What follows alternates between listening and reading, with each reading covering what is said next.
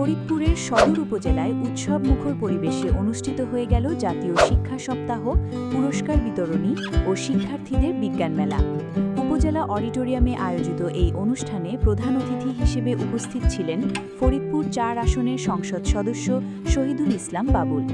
উপজেলা নির্বাহী কর্মকর্তা শরীফ শাওনের সভাপতিত্বে এবং মাধ্যমিক শিক্ষা কর্মকর্তা মোফাজ্জেল হোসেনের সঞ্চালনায় অনুষ্ঠানে উপজেলার বিভিন্ন দপ্তরের কর্মকর্তা ও স্থানীয় রাজনৈতিক নেতৃবৃন্দ উপস্থিত ছিলেন।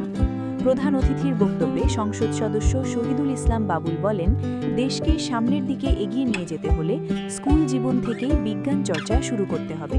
বিজ্ঞানের উন্নতির ফলেই আজ মানুষের জীবনযাত্রা অনেক সহজ ও আধুনিক হয়েছে। বিজ্ঞান দৃশ্যমান এবং প্রকাশ্য। পৃথিবীর কোন জাতি সাহিত্য করে তাদের উন্নতি করতে পারে নাই।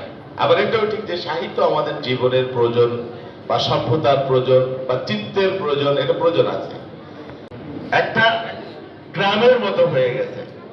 একটি মাত্র সেকেন্ড পৃথিবীর উত্তর মেরু থেকে দক্ষিণ মেরু, দক্ষিণ মেরু থেকে উত্তর মেরু কোথায় কি হচ্ছে, একটা মাত্র মুহূর্ত, একটা মাত্র সেকেন্ডের ব্যবধান। চিন্তা করা যায়?